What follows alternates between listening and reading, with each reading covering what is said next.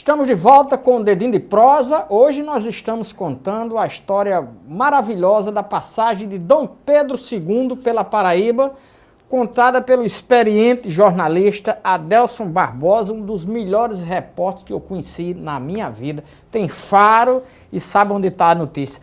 Adelson, e aí, como é que o Dom Pedro foi à delegacia, experimentou a comida, não gostou, e aí? E aí ele reclamou. Ele podia fazer era reclamar, né? Reclamar e talvez tenha dado dinheiro também para as melhorias lá no prédio, certo? A delegacia, segundo o Otinaldo Lourenço, que é jornalista também como a gente e monarquista convicto, é verdade.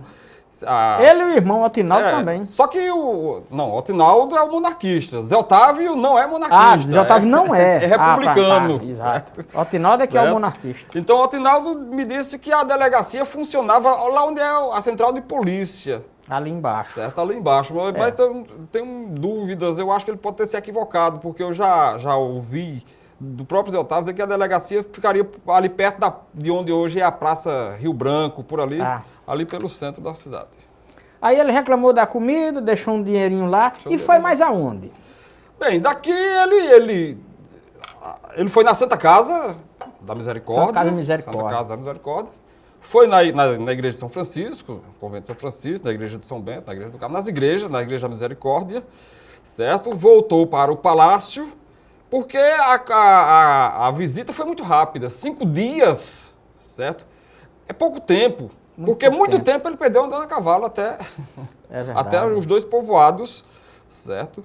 Embora nenhum outro governante do país tenha passado mais do que 1 dia ou 2 no máximo aqui na Paraíba posteriormente, né? É verdade. Agora, ele deixou alguma impressão de qual desses lugares ele gostou mais? Se Pilar, se Bahia, se João Pessoa? A impressão que se tem, que os historiadores falam, é que ele gostou mais de Mamanguape. Mamanguape? Mamanguape, certo? Ele foi recebido lá por um... Devia ter muito índio naquela época, né? Não deveria ter muito índio, porque já foi no final do século XIX. Os índios já tinham sido quase todos dizimados, certo? O que temos hoje de índio lá são índios, na época... Índio de Rolex e calça lei americana. Então ele teria gostado muito de Mamanguape, tanto é que Mamanguape tem a Casa do Imperador. Que hoje ainda tem? Tem lá um local chamado Casa do Imperador. Já teve lá, não, passei só em frente. Mas a fachada é uma coisa curiosa. É bacana, certo? E deve ter pertencido ao Barão de Mamanguape, certo? Que foi o homem que recebeu. Depois que ele passou... O Barão de Mamanguape recebeu Dom Pedro? Não, recebeu Dom Pedro, Dom Pedro. Porque Mamanguape tinha um porto, certo? Hoje o porto não existe mais, certo? E Mamanguape tem toda uma história de liderança na cultura canavieira da Paraíba, né? E depois dessa viagem... Aí no dia 30 ele foi embora. No dia 30 ele reuniu... Dia 30, então ele deve ter passado o ano novo dentro do no mar, né? caminho de Sergipe, certo? Não dava tempo de navio, a velas, não dava tempo de chegar em Sergipe, não, né? Não dava tempo de chegar em Sergipe, certo? Ele deve ter passado o ano novo no mar, né? E quando voltou para capital do Império, para o Rio de Janeiro, ele mandou distribuir títulos de nobreza, de barão, conde, visconde, essas coisas todas. Restou algum para Paraíba, não? Restou, ele contemplou algumas dessas pessoas aqui, dessa autoridade. Barão do Abiaí. O Barão do Abiaí, Barão do Mamanguape. Certo? Tem uma colega nossa parente do Barão do Abiaí. Quem? O sobrenome dela é Abiaí. Pois é. É porque eu não estou lembrado agora, mas ela é... Então ele distribuiu uns títulos de nobreza, porque aqueles títulos você tinha que pagar, e eram caros, né? Não é de graça não, né? Caros, mas aí eu acho que alguns títulos foram dados de graça, porque Dom Pedro, ele simpatizou com algumas pessoas aqui.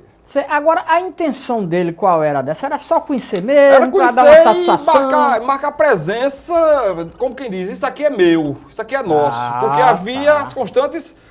Tentativa de invasão. Né? Você sabe que os holandeses dominaram isso aqui por 20 anos. Os espanhóis também, né? Os espanhóis tentaram invadir, os ingleses tentaram invadir a Amazônia lá, certo?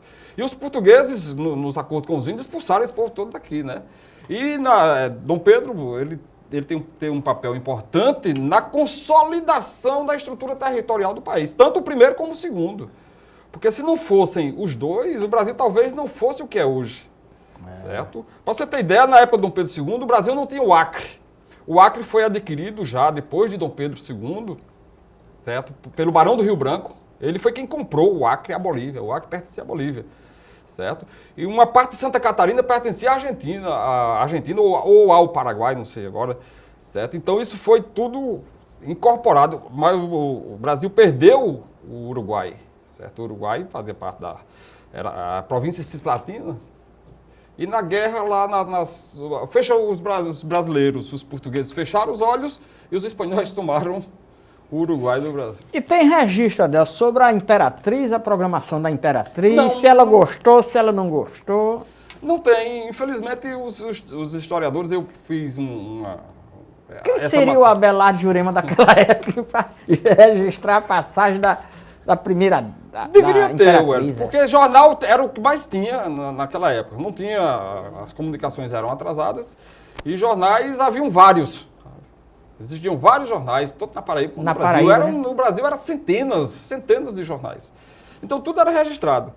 Eu peguei essas informações para essa matéria que eu fiz no Correio da Paraíba, algumas com Otinaldo Lourenço, outras com o irmão dele, Zé Zé Otávio, e outras no livro do médico e historiador Maurílio de Almeida, certo? Que fez uma ampla pesquisa, um livro muito bacana, conta detalhes. Era próximo da República, o Dom Pedro se preocupava em manter a monarquia, ele não tinha esse tipo de preocupação naquela época? Não, na época ele veio aqui era 1859, a República foi em 1889, né? 30, então demorou um pouco. 30 anos, não tinha essa preocupação, eu acho, né? Mas já existiam os movimentos republicanos, né? Embora Dom Pedro nutrisse simpatia pela República, certo? Só que ele foi preparado para ser o imperador do Brasil, certo? E ele era refém, o governo era refém dos escravocratas, dos usineiros, que financiavam a República, certo? Tanto que quando Dom Pedro... Ele não resistiu quando houve o golpe militar que derrubou a monarquia e instalou a República, quando Deodoro da Fonseca proclamou a República. Ele não resistiu, Dom Pedro foi expulso do país, teve que ir embora junto com a família imperial, certo?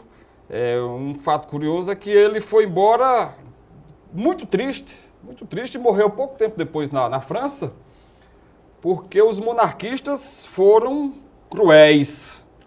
Havia até quem defendesse a degola de toda a família real. Degola, corta o pescoço, como aconteceu na França, né? Certo? Porque os monarquistas eles eram inspirados em movimentos europeus e tinham uns muito afoitos, tinham uns que defendiam a extinção através da morte mesmo. Mas Deodoro da Fonseca, que era amigo de Dom Pedro, certo? Não concordou com essa prática e a família foi embora, foi expulsa. E, coincidentemente, a família voltou, claro que dentro dos caixões, dos esquilos, 100 anos depois, por decisão do presidente Epitácio Pessoa, paraibano, certo? Paraibano, presidente da República. Você estava me falando ainda há pouco sobre umas coincidências das ruas Princesa Isabel, Pedro II. Uma curiosidade, qual é o... Eu tô fazendo uma matéria para o Correio da Paraíba, certo? E mostrando que o passado hoje vive em paz, certo? Nas ruas, nos monumentos, nas praças, nas avenidas e em cidades com os nomes dos personagens, dos principais personagens do Império, certo? Da colonização do Império, da República até hoje.